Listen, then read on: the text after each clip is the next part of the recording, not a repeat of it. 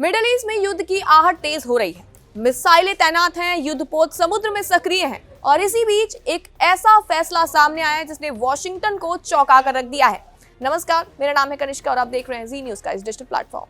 दरअसल middle east में बढ़ते तनाव ने अमेरिका की रणनीति को पहले ही मुश्किल में डाल दिया है। ईरान के साथ टकराव बढ़ने से अमेरिकी सैन्य योजनाओं पर दबाव बढ़ रहा है।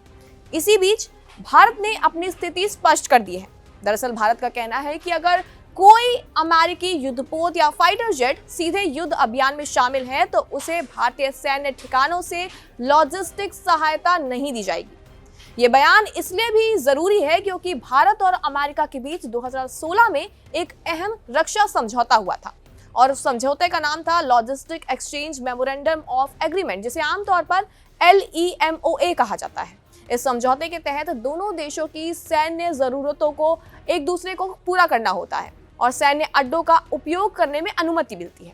इसका मतलब ये होता है कि अमेरिकी जहाज या विमान भारतीय बेस से ईंधन ले सकते हैं, मरम्मत कर सकते हैं और ऑपरेशनल सपोर्ट भी हासिल कर सकते हैं। लेकिन भारत ने अब संकेत दे दिया है कि ये व्यवस्था हर परिस्थिति में लागू नहीं होती। अगर कोई भी सैन्य प्लेटफॉर्म सक्रिय युद्ध का हिस्सा है तो भारत उसके लिए लॉजिस्टिक सपोर्ट देने के लिए बाधित नहीं है।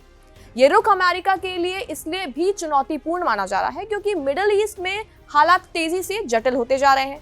कुछ रिपोर्ट्स के मुताबिक ईरान की मिसाइल क्षमता ने कई जगह अमेरिकी सैन्य सिस्टम पर दबाव बनाया। कुछ जगहों पर अमेरिकी एयर डिफेंस सिस्टम को भारी चुनौती का सामना करना पड़ा है। इन सिस्टम्स में पैट्रियट मिसाइल डिफेंस और थार्ड जैसे अत्याधुनिक सिस्टम शामिल हैं, जिन्हें दुनिया के सबसे उन्नत रक्षा सिस्टम में गिना जाता है। लेकिन अब जब एक साथ बड़ी संख्या में मिसाइलें दागी जाती हैं तो सबसे आधुनिक रक्षा प्रणाली भी दबाव में आ जाती है और इसी वजह से अब उन देशों में भी बहस तेज हो गई है जहां अमेरिकी सैन्य अड्डे मौजूद हैं। कई देशों को डर है कि अमेरिकी सैन्य ठिकानों की वजह से वो खुद भी संभावित हमले के निशाने आ सकते हैं।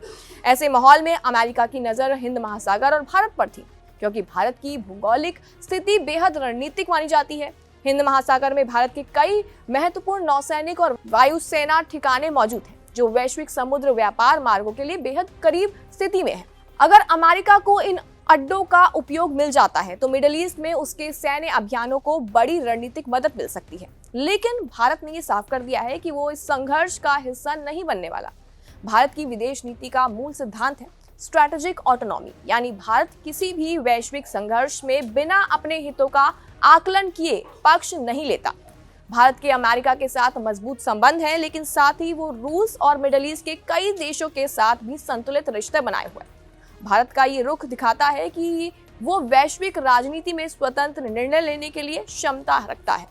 भारत ने यह भी स्पष्ट कर दिया है कि युद्ध से जुड़े सैन्य प्लेटफॉर्म को वो सहायता नहीं देगा, लेकिन मानवीय सहायता देने से पीछे भी नहीं हटेगा। अगर समुद्र में कोई व्यापारी जहाज संकट में फंसता है या फिर किसी भी मानवीय मिशन की जरूरत पड़ती है तो भारत मदद के लिए तैयार खड़ा रहेगा। लेकिन आपको बता दें कि आज हिंद महासागर क्षेत्र में भारत की भूमिका तेजी से बदल रही है। भारतीय नौसेना ने सिर्फ अपनी सीमाओं की रक्षा करके बल्कि समुद्र सुरक्षा, एंटी पायरेसी ऑपरेशंस और मानवीय मिशनों पर भी सक्रिय भूमिका निभा रही है। और शायद यही वजह है कि कुछ एक्सपर्ट्स मानते हैं कि आने वाले सालों में हिंद महासागर में भारत की रणनीतिक अहमियत और बढ़ जाएगी। और भारत का ये फैसला साफ संकेत दे रहा है कि नई दुनिया की राजनीति में भारत किसी के दबाव में नहीं आता, बल्कि अपने राष्ट्रीय हितों के आधार पर फैसले लेने वाला देश है।